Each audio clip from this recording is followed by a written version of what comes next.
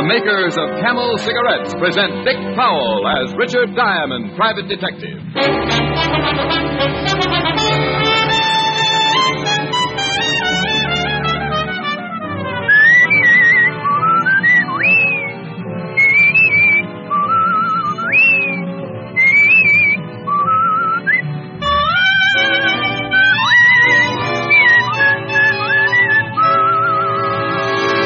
The proof of a cigarette is in the smoking.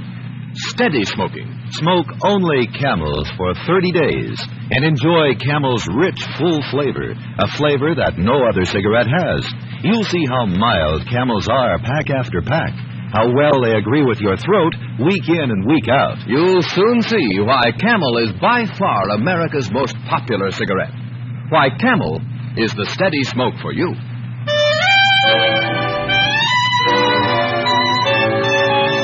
Here transcribed is Richard Diamond, private detective, starring Dick Powell.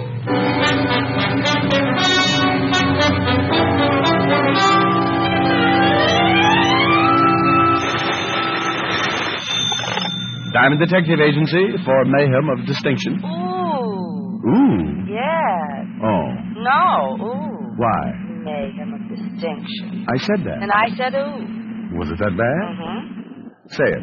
Diamond Detective Agency for mayhem of distinction. See? Yeah. Well, what am I going to do? About what? About slogans. It's tough after a while. How about when I call you up, I give the slogan instead? Well, I don't know. What do you mean you don't know? Well, I'll have to give you an audition. All right. I need a new one every morning. Fine. Starting tomorrow morning. I'll call you back the minute I have one. Bless your heart. I'm going to see you tonight. Sure, about 7. Now, I'll call you back the minute I have one. Diamond? Well... What? Can I talk to you? Sure, come on in. Rick? Somebody just came in. Oh. Bye. Bye. Wow. Been a long time, Tiny. Yes. What can I do for you? I got a proposition. You do, huh? Yeah. How'd you like to make yourself $2,500? Tiny, I like money, but when a guy like you has a proposition... It's on the up and up, Diamond. Well, if it is, it's the first time. Well, all you got to do is listen. If you don't like it, you don't take it. For $2,500, I'll listen. You read the papers this morning? Yeah? Al Brenners skipped. I read that. Yeah, Al Brenners was supposed to appear before the grand jury. They had enough on him to put him away for 20 years. There's a reward. $5,000. Yep. Uh-huh. $2,500 would be half of that, wouldn't it? Just half. Where is he? That's what you wanted me to listen to, isn't it? But I'm not sure I know where he is. I just think. You want me to make sure? Then I want you to help. I got the lead, but I don't want to turn him in. You know what happens if the boys find out you tipped me? Well, I give it a lot of thought. Look, Tiny, I got to be honest. I don't like you. Well, that's okay. I never did. Well, I done you a few favors when you was a cop. You came out all right, and I still didn't like you. I don't like professional stoolies. Well, okay, I'm not... And especially, I don't like one for a partner. Well, then take the whole $5,000 and pay me for my services. No. If I can do Walt Levinson a favor and bring in Brenners and still make $2,500, we'll split it right down the middle. It's a deal?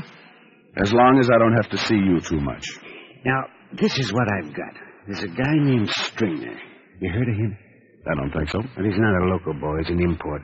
Used to work for Brenners back in St. Louis, 1929-30. When Brenners moved east, he stayed and did himself some good. That's before my time. Well, Stringer's in town. So what? I hear Brenners ain't even skipped town. I hear he's hiding out right in town somewhere until the heat cools. That'd be smart.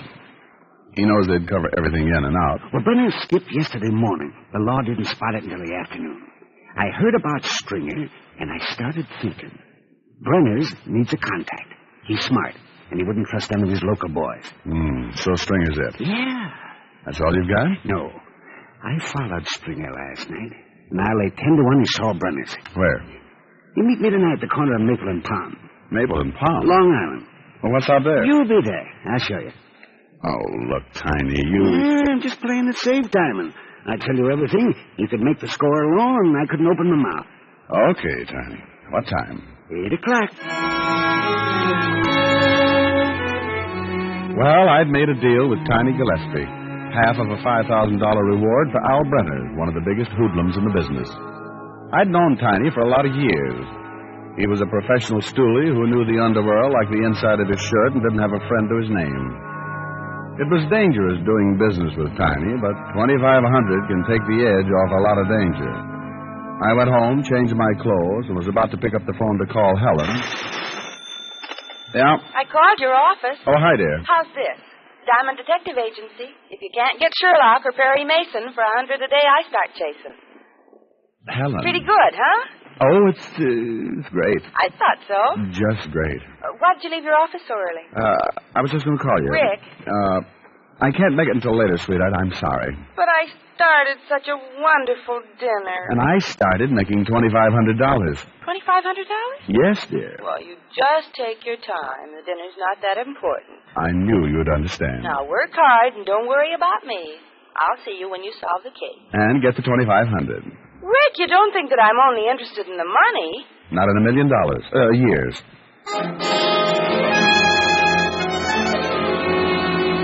Because Helen was so interested in my welfare, I managed to borrow her convertible, and by 8 o'clock I was parked at the corner of Maple and Palm on Long Island. It was easy to understand why Tiny had picked the spot to meet. It was as dark as a mine shaft, and there wasn't a house within a half mile. I lit a Camel, sat back to wait. It got to be 8:15, and Tiny still hadn't arrived. By 8:30, I was beginning to wonder if he ever would. And by 9, I was sure he wouldn't. I turned the car back for town, kicked myself all the way there. A guy like Tiny you couldn't trust, and I was feeling a little more than guilty for getting involved. By the time I hit Broadway, I was madder than a wild bull with a hot foot. I turned right, drove down to the river in a dive called the Purple Garter, a hangout for a wino-nosed bum and a stoolie named Tiny Gillespie. There were only a few customers in the room and a bartender named Sampson that I'd done business with before. Hello, Mr. Diamond. Hello, Sampson. I'm looking for Tiny Gillespie. Ain't here. How about a drink? No, I'm not interested in a long illness. Have you seen Tiny? Earlier. What's earlier? Around 7. He left around 7. Know where he was going? He didn't leave no forwarding address. What's he done? I was just looking for him. If you see him, tell him that, will you? I'll tell him. Oh. Hey, friend of yours. Well. Hi, Rick. Hit the skids? What are you doing? Looking for a chocolate malt? Hello, Sampson. Hi, Lieutenant. Not thirsty. You guys are turning into snobs. You don't give us much choice, Sampson. It's that or a stomach bump. Huh. I shoulder your insults with complete disinterest. Who are you looking for, Fatty? Who says I am? Well, you're wearing that official frown. Prune Brow Levinson. Sampson, you seen Tiny Gillespie? Oh. Tiny's getting popular. What do you mean, ho-ho? Just ho-ho. What do you mean he's getting popular? Mr. Diamond was just asking for him. Ho-ho. That's what I meant. What did you want him for, Rick? He was supposed to meet me. Why? Just to talk. About what? Oh, stop acting like a cop. What's it all about? I'm just in checking on Tiny's activities prior to 8 o'clock tonight. And just what did Tiny do prior to 8 o'clock tonight? For one thing, he got himself killed.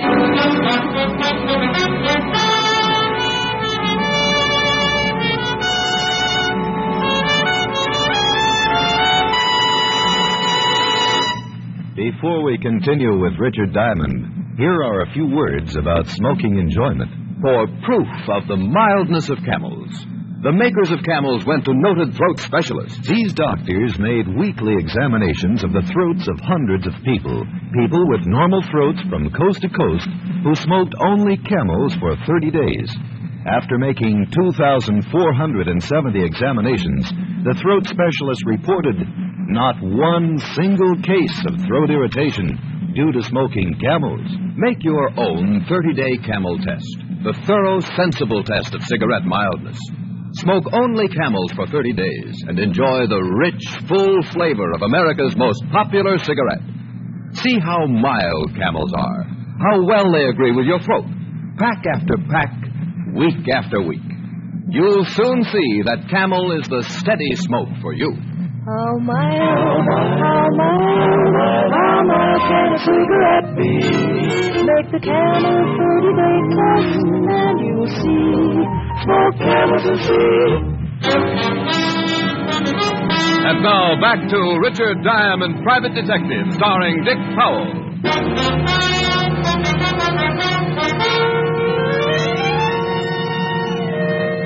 It all started when a professional stool pigeon named Tiny Gillespie thought he knew the whereabouts of Al Brenners, missing defendant in a grand jury investigation. Tiny had agreed to meet me at 8 o'clock that night, but he never showed up. And when I went looking for him, I ran into Lieutenant Walt Levinson, 5th Precinct Police. Walt told me Tiny had been killed. We went down to the station where we talked more about it. He was killed sometime between 7:30 and 8. Where? About a half mile from where you say you were supposed to meet him. How? Beaten to death. What? That's right. Somebody really worked him over. Wait a minute, I got a medical report here, son. Yeah, here it is. Broken back, fracture of the femur, fracture of... Okay. He was a mess. Want a cookie, Bright Eye? No, thanks, Fatty. Help yourself. Is that part of your diet? Yeah. Whoops the weight off you. That's obvious. Tell me, Skinny, you ever hear of a hood named Stringer? Stringer? St. Louis. Worked for Al Brenners in 1929 and 30. Well, what's she got to do with it? Tiny's been following him. Tiny thought Stringer was working as a contact for Brenners. Tiny say Brenners were still in town? He thought so.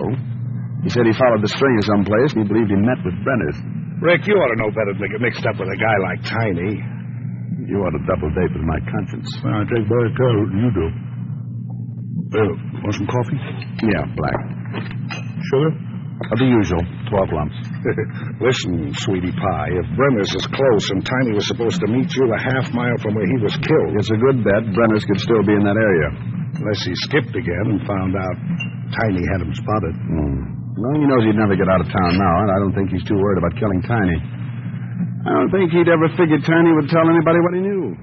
He knows Tiny's done business with the law. And he knows that the law would have come instead of Tiny. That's right.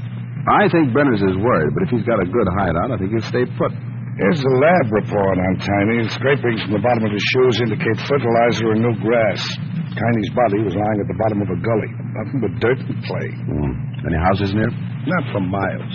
Show me on the map where the body was found. Sure. Right there. I was supposed to meet him there. Maple and Palm. Sure isn't much in that section. Tiny couldn't have been too far from me before he was killed. He wouldn't have picked Maple and Palm if it was very far from what he wanted to show me. That makes sense, but they sure wouldn't dump his body too close to Brenner's hideout. Okay. Maybe they drove him 5 or 10 miles. 5 or 10 miles in every direction from Maple and Palm. Yeah, that's a lot of territory. Yeah, I know. Well, you better start checking. I've got a hunch he'll dig up Brenner's. I'll put out an APB on the Stringer guy as soon as I check the records and talk with St. Louis for a description. Fine. I'll see you later. Where are you going? To see if I can beat you to Brenners. Now, look, Bright Eye. Oh, honey, with Tiny dead, there's a big old 5,000 all in one chunk. I'll let you know if I find Brenners. I don't want the glory, just the loot. I left the station, climbed in the car, and drive to a gas station where I filled up with gas and picked up a map of the Long Island section. Then I went back to my office and started checking the Long Island phone directory. I knew it would take me a week to find the new lawn, and Walt was already doing that, so I concentrated on something else. I looked for some place that might sell fertilizer and grass seed. There was one such place in that area, Hudson Garden Supplies, and there was a phone. I took a chance that maybe the owner or someone lived there and called it.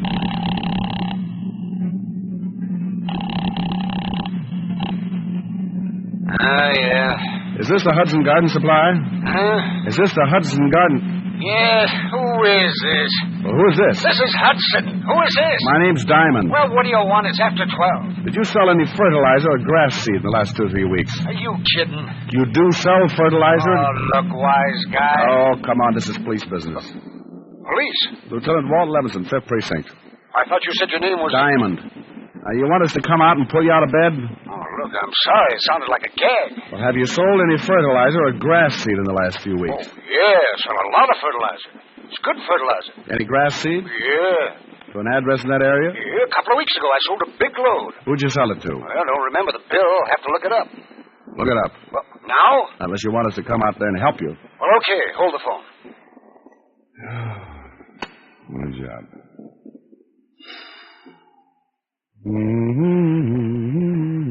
Hello? Yeah? That grass seed went to 7788 Shoreham Drive. What's the name on the bill? The Hillview Rest Home. You sell any other grass seed the last week? No, but it's a lot of flowers and plants and plenty of fertilizer. You must love your work.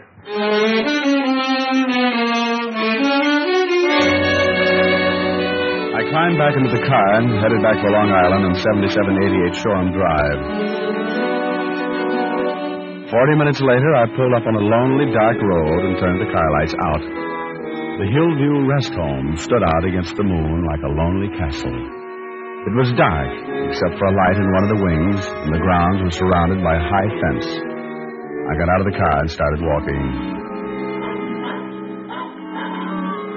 I kept going until I found a section of fence that a man might climb and not be seen from the house. I went up and over, dropping down and stopping my fall with my hands.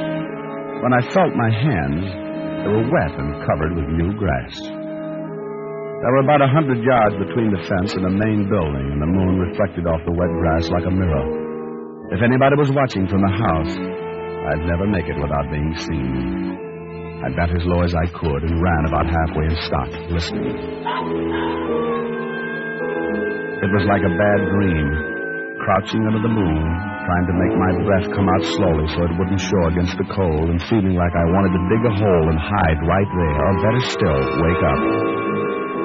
I started again, running low, looking from side to side, but never behind. I got to the main building and slammed myself against it.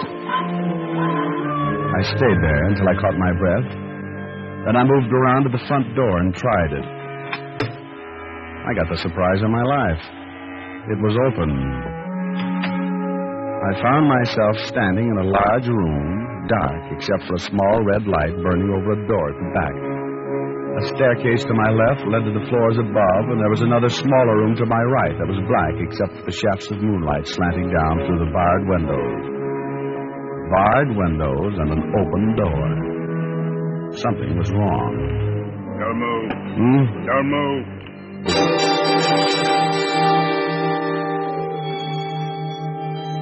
He was behind me, probably waiting behind the door. When I came in, and with the door unlocked like that, I figured he had been expecting me. You turn around, I'll shoot you. In that case, you'll pardon my back. I'll take your gun. I don't have one. What would you call this? Oh, that's really just a big cigarette lighter? Yeah. Now your wallet. Oh, look, what is this? Richard Diamond, private detective. A private detective. Who may retire. Yeah, I think I can guarantee it. Did you spot me crossing the lawn? When you climbed the fence, it set off an alarm. Well, my car broke down. I thought you maybe... could use the phone. Yeah. I'm afraid I don't believe you. What is it, Barnes? You better come down and see. He's a private detective. Turn on the light. You had a gun. Well. You know him? Hello, Brenners. He's a private cop, all right. Used to be a legit cop. How are you, Diamond? Surprised? I thought you skipped. You know I didn't. Tiny got you, huh? Tiny? I told you. We shut up. Look, you got to get out of here. I'll lose my whole business. You're making enough off. But now with this private detective and that man last night, no telling how many more. How'd Tiny find me? I don't know who you're talking about, Brenners. I'm just as surprised at seeing you as... You're lying. Brenners, please. He might have told the police what he knows. They'd be here by now if he had. You're going to be in a little trouble, hiding out a man who's wanted by the federal government. He's right, Brenners. Whether he's trying to talk himself out of a jam or not, he's right. Relax. When Stringer gets here, I'll leave. Thank goodness. In the meantime, you better take care of Diamond. You mean like... Yeah. The way you did with Tiny Gillespie. Yeah, but isn't there... You don't want to lose this place, do you? No. And I don't want anybody around to talk about me. How come you worked Tiny over like that? Why didn't you just use your gun?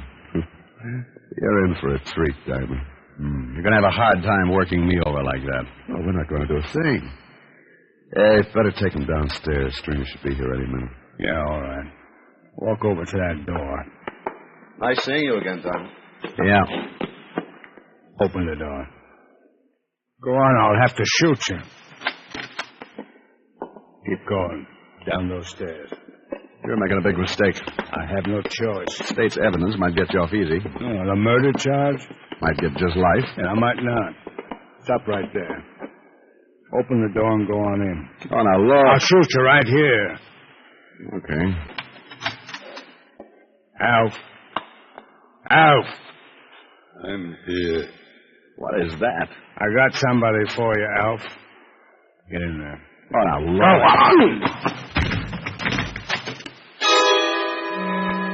I was locked in the basement, and there was someone else there with me.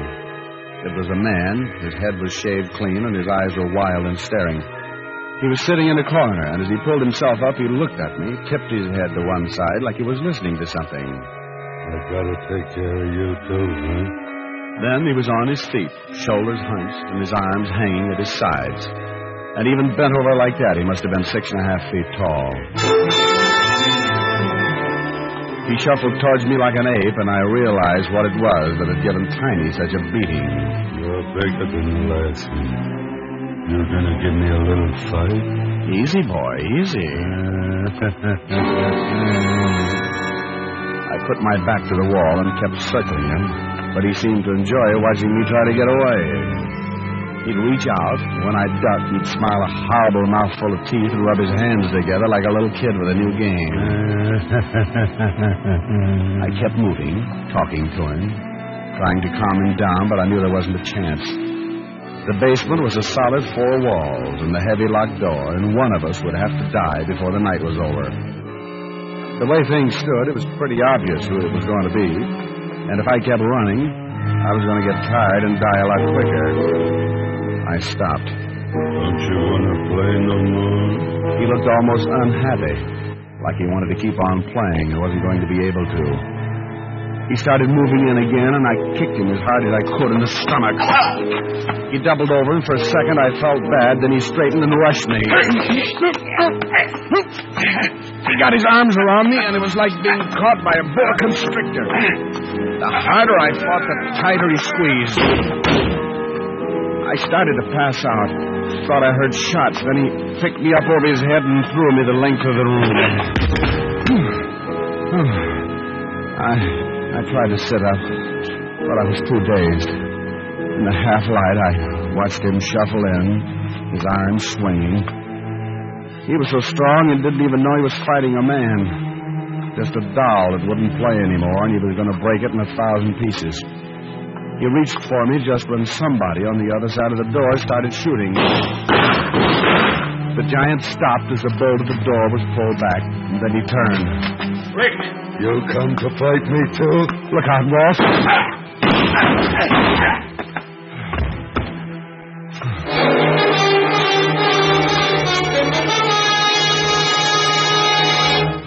Rick.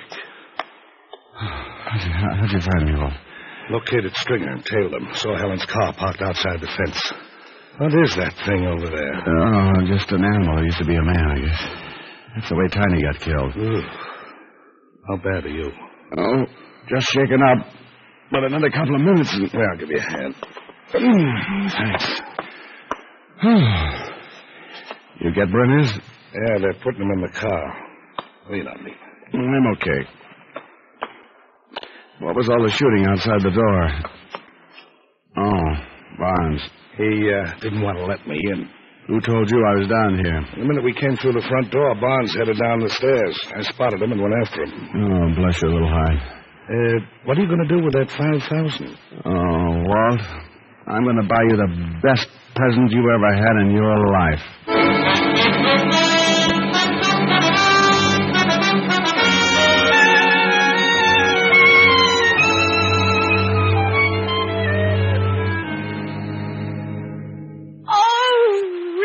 You like it, dear? Oh, it's a beautiful stove.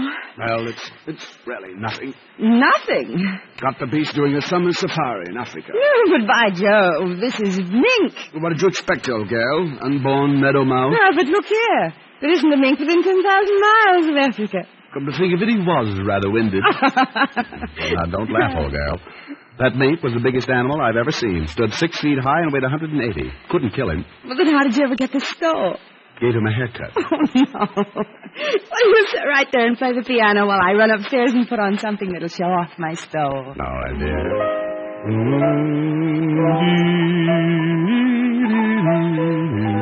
What a memory.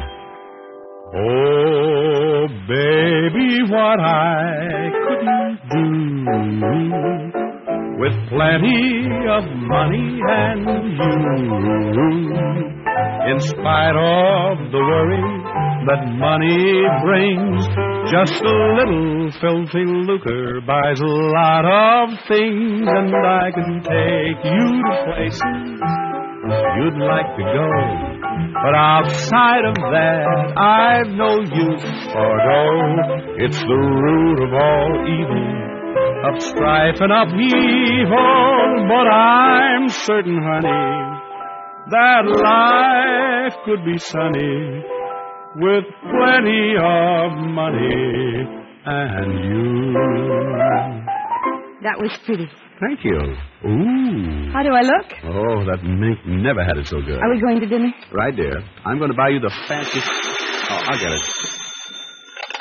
Asher's Mink Farm. Rick, your present just arrived. Oh, I hope you like it, Walt. I don't know how to thank you.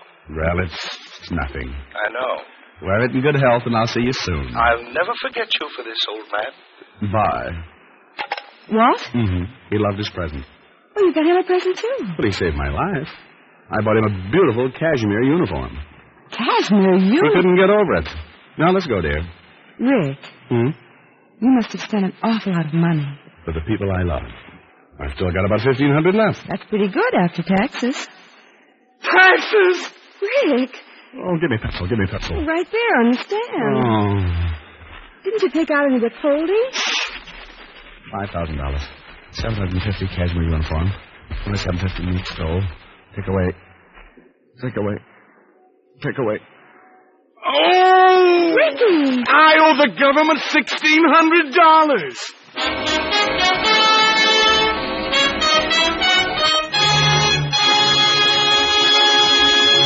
Dick Powell will return in just a minute.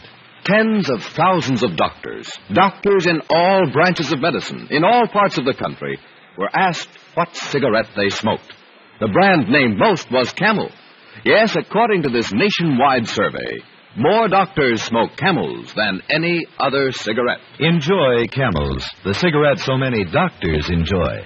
And say, friends, buy your Camels by the carton, the handy, thrifty way. Yes, that way you always have Camels when you want them. How mild can a cigarette be? Smoke Camels and see. Here's Dick Powell with a special message. Thank you. Ladies and gentlemen, the hospitalized men of our armed forces like to know that they're not forgotten. Each week, the makers of Camels send out thousands of packs of gift Camels to these men. This week's Camels go to Veterans Hospitals, Aspinwall, Pennsylvania, and Louisville, Kentucky. Tinker Air Force Hospital, Oklahoma City, Oklahoma. To all hospitals operated by the Army for U.S. forces in Austria. Now until next week, enjoy Camels. I always do.